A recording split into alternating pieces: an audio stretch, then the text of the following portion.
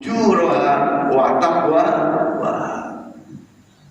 Jadi godaan iblis itu begitu kuat terhadap umat Muhammad atau hamba Allah yang ingin melakukan kebaikan, termasuk di dalamnya sholat.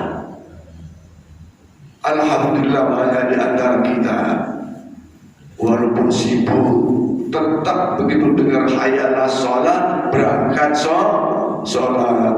Ya bedanya ada yang di rumah, ada yang di masjid, ada yang di mall. Di mall itu begitu banyak orang yang sholat di mall.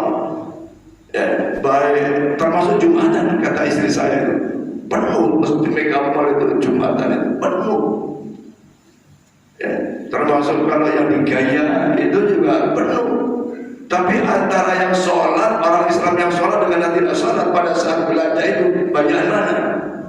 Ya tidak pernah hitung sih. Tapi begitu. Apalagi yang di rumah, hayya 'alas shalah, ini iblis menggoda. Sehingga ada yang tidur terus, ada yang kemas, panas, ada yang ke masjid, ada yang hujan, tetap ada yang di masjid, ada yang hidup di luar masjid. Bukan besar godaannya. Maka apalagi ya begitu sudah orang ini berangkat sholat, iblis masih menggoda supaya sholatnya ini kemana-mana, bukan sengaja, bukan semata menghadap Allah, ingat kepada Allah, tapi kemana-mana. Dan itu hampir semua, termasuk saya. Allahu Akbar, khusyuk. Setelah itu kemana-mana tuh. Ada yang mikirin surat yang dibaca. Ya, ada yang ya Pak Madani, ya kita nggak apa-apa nanti jam terbangnya kan. Ada yang gugup macam-macam. Itu sholat, udah sholat itu. Ya kalau sahabat sih seperti saya tidak ahli, itu beda Pak. Gemetar sholat. Sayyidina Umar itu bahkan minta panah yang nempel di badannya itu dicabut pada saat sholat. Kenapa? Hubungannya kepada Allah, ingatnya kepada Allah itu sangat luar biasa. Kita insya Allah bukan level itu. Mau ada semut aja kesakitan kita, ada gatal sedikit aja menggaruk kita. Tetapi karena hukum fikihnya boleh, yang penting gak berlebihan dalam gerakan, garuklah kita, ya kan? Ada yang nyepres gitu kan. Begitu digoda. Tapi ada yang berhasil iblis menggoda umat Muhammad, ada yang tidak. Akhirnya kita sholat. Nah, setelah sholat, assalamualaikum warahmatullahi wabarakatuh, iblis juga menggoda lagi. Supaya apa? Biar tidak sholat pas sholat, habis sholat maksiat lagi, habis sholat dosa lagi. Nah ini Rasulullah dan para ulama ngajari kita. Ayo bermohon kepada Allah, berlindung dari godaan-godaan setan itu. Dengan apa? Ya dengan duduk begini. Kalau insya Allah di masjid Pak, insya Allah di masjid tidak ada maksiatnya, insya Allah. Coba kalau kita habis sholat, assalamualaikum warahmatullahi wabarakatuh, langsung keluar dari masjid, itu berarti setan berhasil menggoda seseorang itu. Terus olahraga, jalan-jalan, begitu di jalanan ada yang melihat macam-macam dosa, ya kan? Lihat tontonan, lihat HP. Nah, jadi diajak untuk berzikir, di satu sisi perintah Allah, di sisi lain perintah Rasulullah, juga petunjuk para ulama untuk apa? Menghindari godaan-godaan iblis. Lo yang ada sudah di masjid, karena godaannya begitu keras, cepat, atau rasanya itu minta segera keluar dari masjid. Ya, kalau ada udzur syar'i, ada kepentingan nafkah, kerja, nggak ada masalah. Tapi iblis itu menggoda Pak, supaya maaf, pantat kita itu rasanya nggak tahan duduk itu, ingin cepat keluar dari masjid. Padahal keluar dari masjid nggak ngapa-ngapain. Itu begitu iblis, maka diajak zikir. Nah, para jemaah sekalian, alhamdulillah kita termasuk katakanlah kelompok-kelompok yang berzikir pada sholat Karena begitulah Rasulullah mengajarkan kepada kita. Ada istighfar dulu, ada sholat istighfar. Bukan saja istighfar bagi dirinya, tapi istighfar untuk kedua orang tuanya, mohonkan ampun kepada kedua orang tuanya, dan bahkan li walidayya astaghfirullahaladzim, ya Allah aku mohon ampun kepadamu ya Allah, li walidayya, bagi kedua orang tua kami, wali ashabil huquqil walidayya, dan bagi orang-orang yang ada dalam naungan kami. Siapa itu? Anak istri, mungkin juga ada ponakan-ponakan yang ada di rumah kita. Bagi Pak RT, mohonkan ampun bagi warganya. Bagi pengurus masjid, mohonkan ampun kepada jamaahnya. Wali ashabil huquqil wajibati alayya, bagi seorang guru untuk murid-muridnya, itu semua masuk semua itu Pak. Kita memohonkan ampun kepada mereka semua yang menjadi kewajiban kita di dalam menaunginya. Wal jami'il muslimin wal muslimat, kemudian dosa kaum muslimin dan muslimat, mukminin mukminat, al-ahya minhum wal amwat, baik yang masih hidup maupun yang sudah meninggal. Betapa besar pahalanya imam yang mengomandoi berzikir dengan istighfar.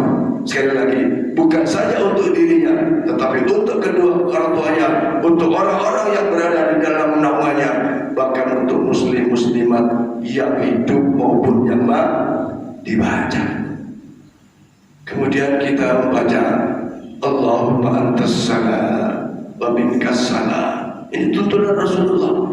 Kita minta Allahumma antas salam, ya Allah, ya Tuhan kami, Engkaulah pemilik keselamatan, pemilik kedamaian.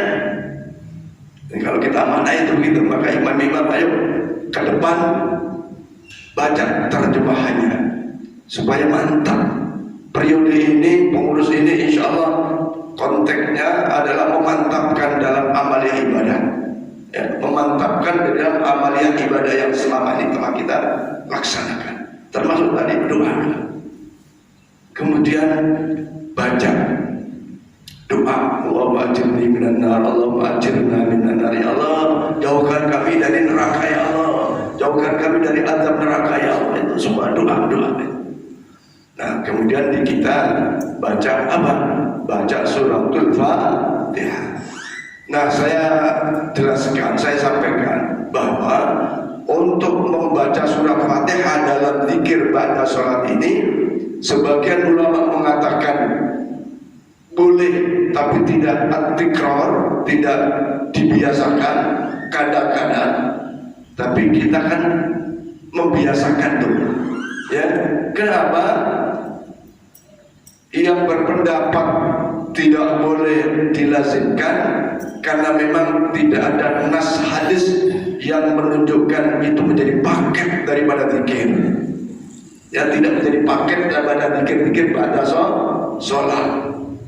Tapi ulama-ulama Syafi'iyah yang membolehkan, kenapa? Karena fadilah ummul kitab suratul Fatihah itu sangat-sangat luar biasa. Bahkan mendorong doa-doanya, zikir-zikirnya diterima oleh Allah diawali dengan suratul Fatihah. Ya, suratul Fatihah itu ummul Quran, induk daripada Quran, dan menjadi asbab terkabulnya doa-doa. Apalagi kalau kita baca mutiara fadilah Fatihah itu sangat-sangat luar biasa.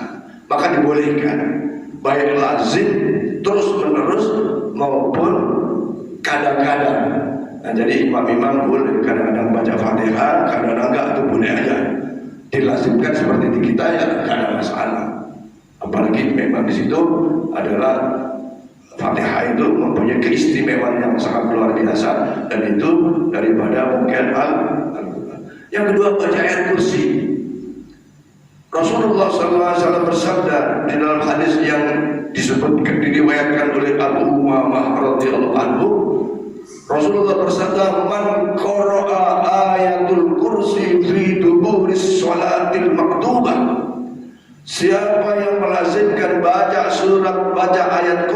setelah sholat wajib, maka lam ya'na dakhalal jannah, tidak ada yang mampu mencegah untuk dirinya masuk surga.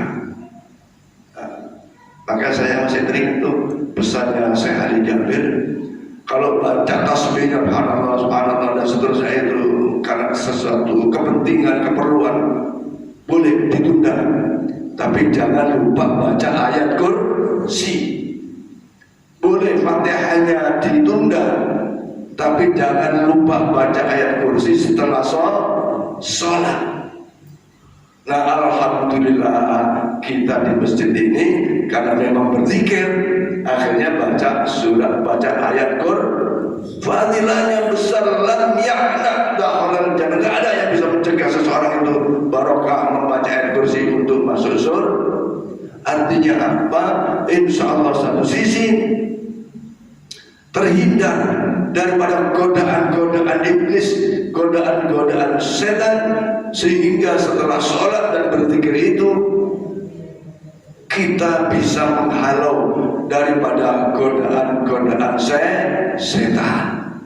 Karena bisa menghalau godaan setan, berarti kita tidak berbuat maksiat, berarti kita tidak melakukan perbuatan dosa. Nah, kalau tidak ada dosa, ya pasti kebaikan akan dibalas dengan kebaikan, dan di antara balasan kebaikan yang tertinggi adalah surganya Allah Subhanahu wa ta'ala. Ayo lazimkan zikir-zikir pada sholat ini, yang diantaranya tadi istighfar, kemudian baca Fatihah, baca ayat kursi, apalagi ditambah dengan subhanallah subhanallah, itu yang memang sudah lazim dan itu dicontohkan oleh Rasulullah. Rasulullah bersabda bahwa satu amalan yang khafifatani thaqilatani fil mizan wa qarrabar rahman, amalan yang mudah diucapkan, ringan diucapkan, berat ditimbangan, dekat dengan yang Maha Rahman, baca tasbih. Subhanallah, subhanallah, subhanallah. Apalagi kalau subhanallah bihamdihi subhanallahil azim. Apalagi kalau subhanallah walhamdulillah wa la ilaha illallah, wah itu tambah banyak lagi. Dalam kitab Usul-Muria disebutkan, barang siapa yang istiqomah membaca subhanallah walhamdulillah wa la ilaha illallah Allahu akbar, maka itu seperti fadilahnya, pahalanya, seperti ibarat burung yang terbang.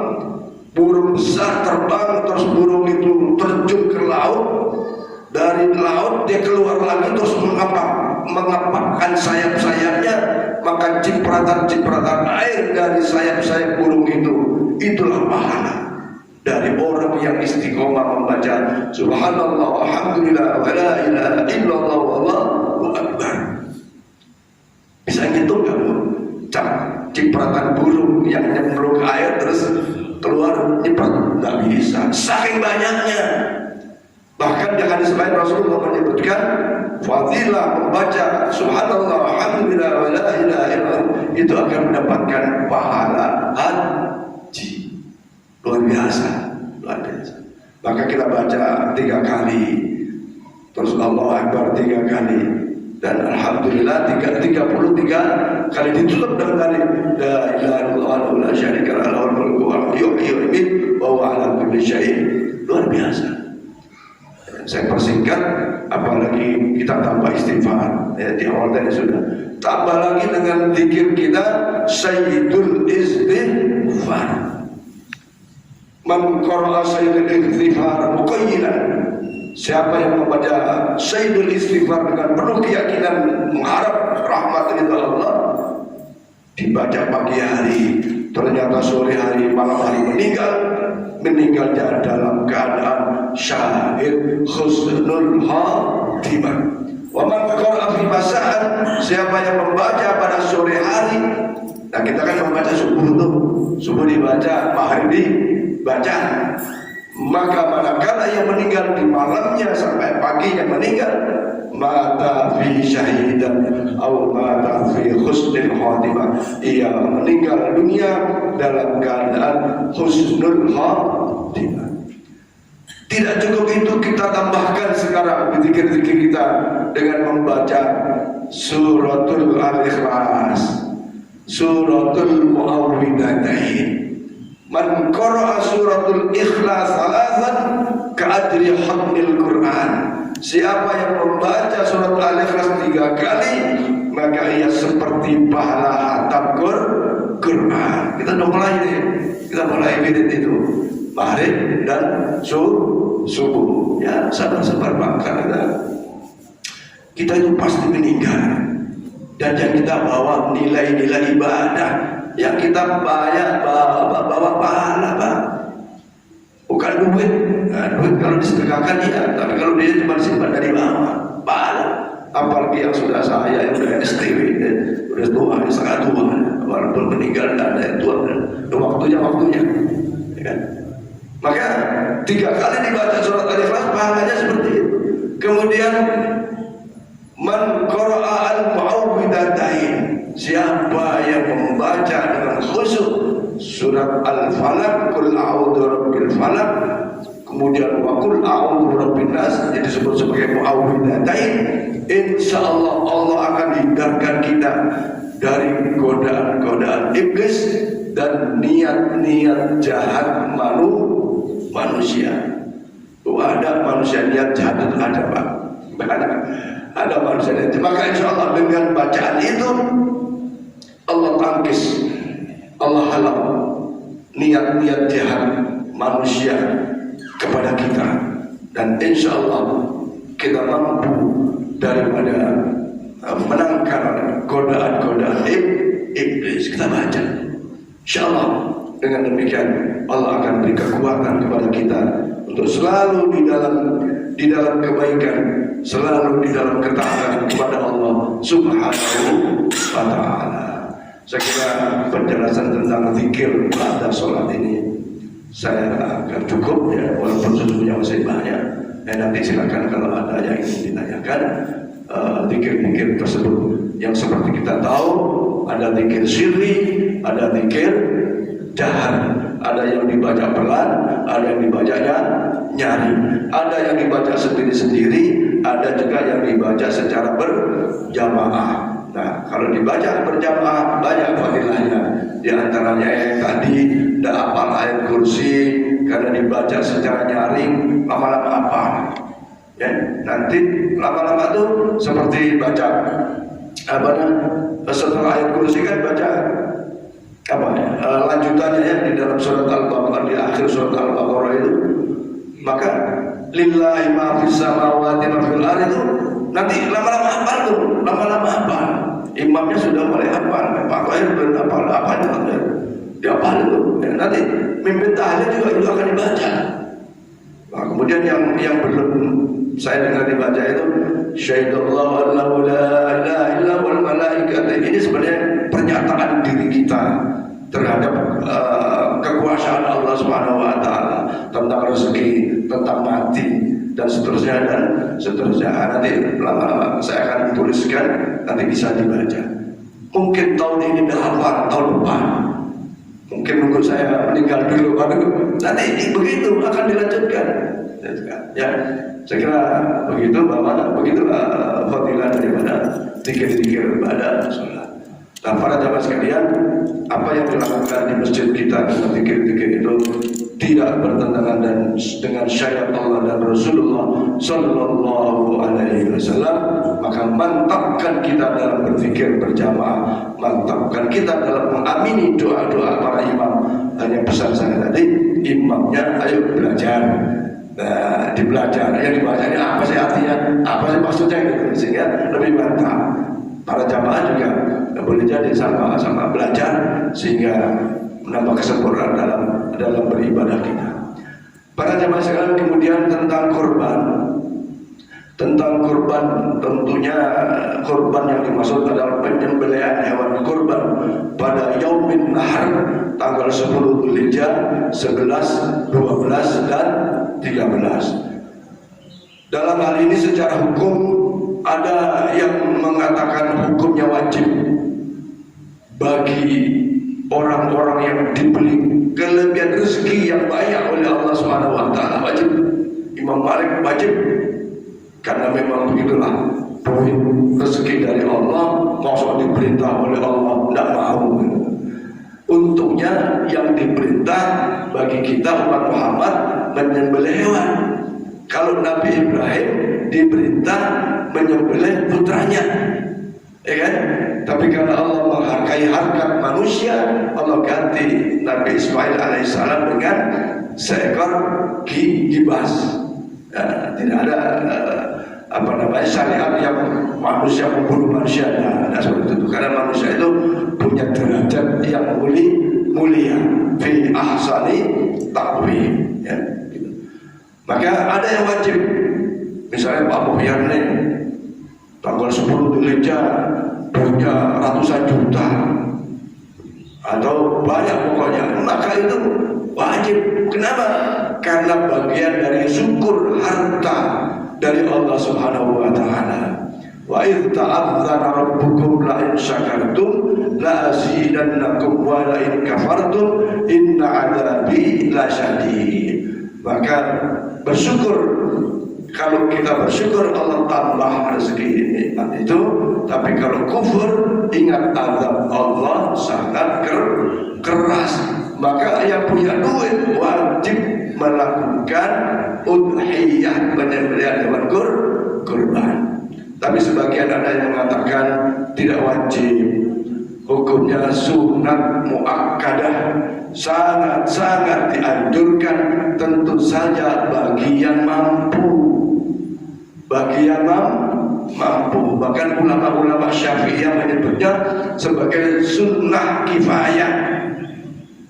Sunnah kifayah, misalnya Pak Muhyan punya duit lebih, beli 1 ekor kambing, ya, terus dipotong pada 10, 11, 12 Dzulhijjah, maka itu sudah cukup bagi istrinya, bagi anaknya, bagi cucunya, terwakili, termasuk melaksanakan sunnah Rasulullah Muhammad SAW tentang kurban.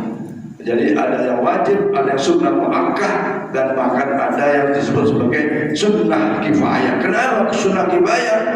Satu orang yang mewakili penyembelihan kurban itu sudah anak istrinya tidak dosa, tidak berdosa.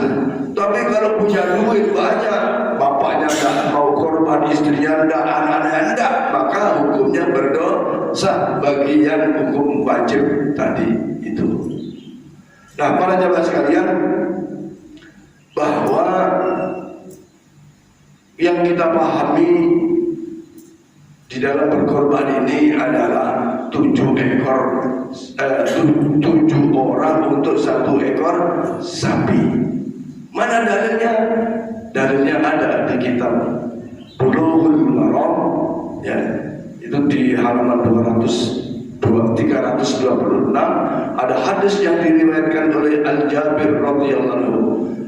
Qala Jabir radhiyallahu anhu, qala Rasulullah sallallahu alaihi wasallam, kharajana, saya ulang, an Jabrin radhiyallahu anhu qala kharajana ma'a Rasulillah sallallahu alaihi wasallam muhallina fil hajj fa amarna an nastarika fil ibli wal baqari kulla sab'in minna fi badanatin. Hadis diriwayatkan oleh Imam Ibnu Hakim. Imam Jabir radhiyallahu berkata, kharaja ma'a Rasulillah, dia pernah keluar bersama Rasulullah Muhammad sallallahu alaihi wasallam muhallina fil haji, yaitu pada saat pelaksanaan ibadah haji. Muhallina itu ada diartikan berikhram, pakai kain ikhram karena haji. Ya, Jabir ini bersama Rasulullah menggunakan pakaian ikhram untuk melaksanakan haji. Kemudian pada saat itu Rasulullah berkata, amarna an nastarika, aku perintahkan kepada kalian untuk nastarika, bersyirka, berkelompok, sab'in, kulla sab'in, yaitu 7 orang. Ya, 7 orang adalah fil ibili untuk 1 unta, atau 1 unta untuk 7 orang, wal baqarati, dan 1 ekor sapi untuk 7 orang, fi banati minna, yaitu sapi atau unta yang gemuk.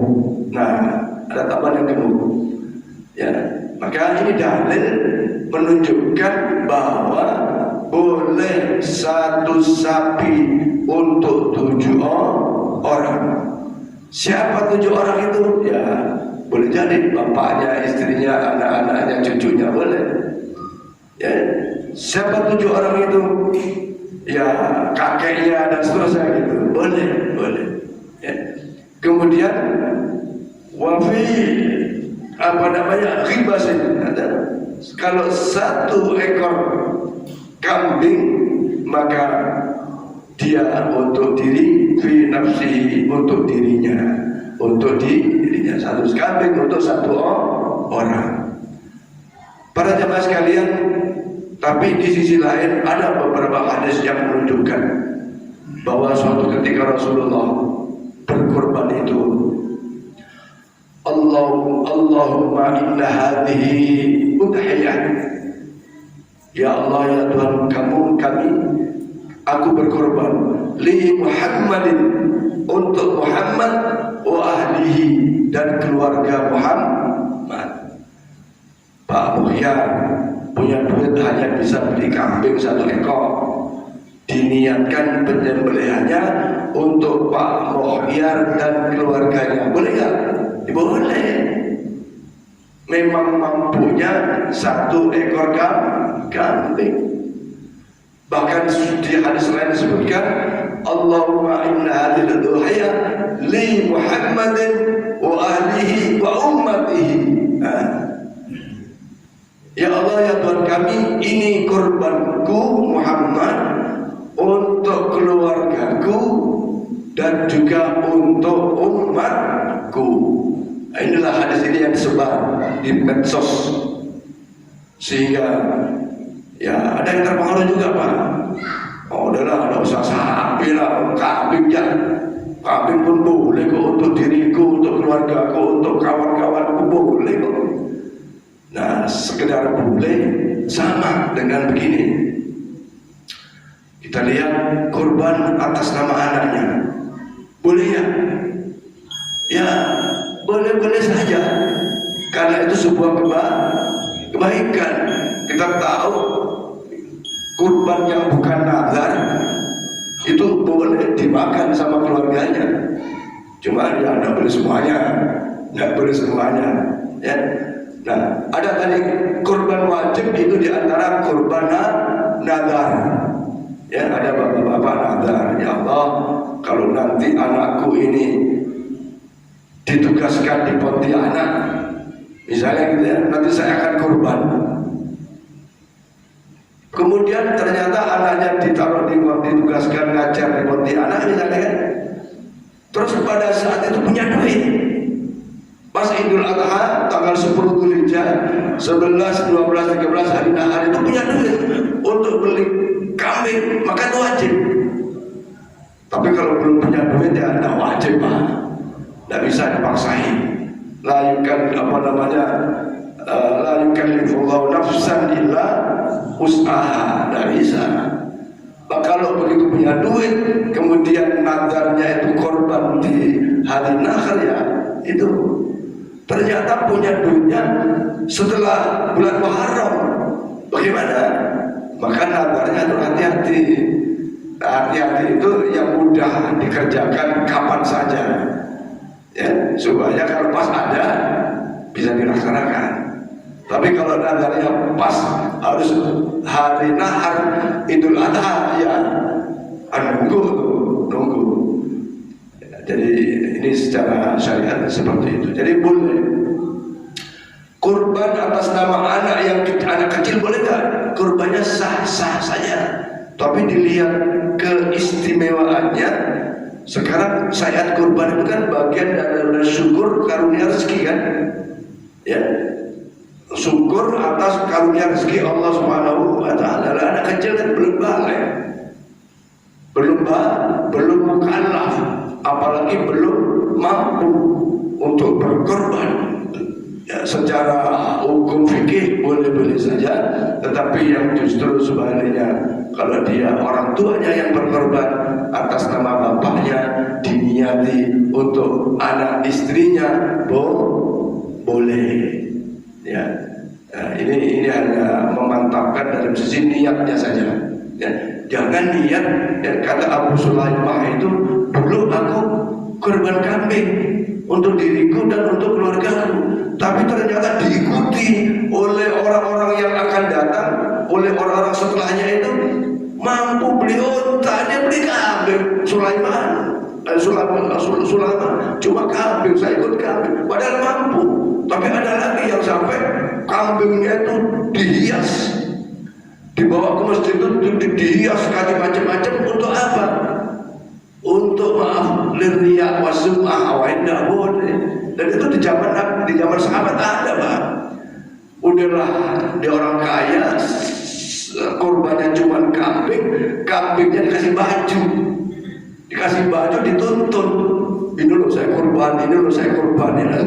Wah ini ya. Jadi apa namanya, esensi dari korban itu ya kan, korban itu sesungguhnya la yanalallahu luhumha wala tima'uha walakin yanalut taqwa minkum. Toh tak lihat, Pak, tak lihat dagingnya, tak lihat darahnya, tapi lihat niatnya untuk dekat kepada Allah, benda gitu. Ya, walaupun ada fadilah mengalirkan darah itu ada fadilahnya. Kata Rasulullah itu, man 'amila 'amalan fi yaumin nahri, tidak ada amalan yang ahabba ila Allah, yang lebih disukai Allah pada hari nahar itu, illa kecuali motong mengalirkan darah. Kata Buya Yahya, kalau nggak bisa kambing, ya udahlah di rumah potong ayam kan ngalirin darah. Kalau nggak di rumah ya udah pergi ke pasar, tapi lihat motongnya gitu. Ya punya ayam, mau dipaksa kambing kan, ibadah nggak boleh sok-sokan, Pak. Atau sudah enak lah saya paksain utang lah beli kambing, nggak boleh begitu.